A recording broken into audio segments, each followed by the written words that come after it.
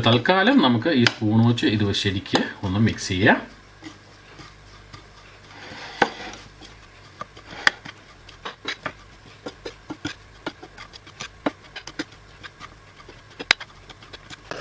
അപ്പോൾ അത് 2 വിസിലടിച്ച ശേഷം നമ്മുടെ ഇതുപോലെ ഇരിക്കും, നല്ല രീതിയിൽ വെന്തിട്ടുണ്ടാവും. ഓക്കെ, ഇനി നമുക്കിത് വെള്ളം മാറ്റാം.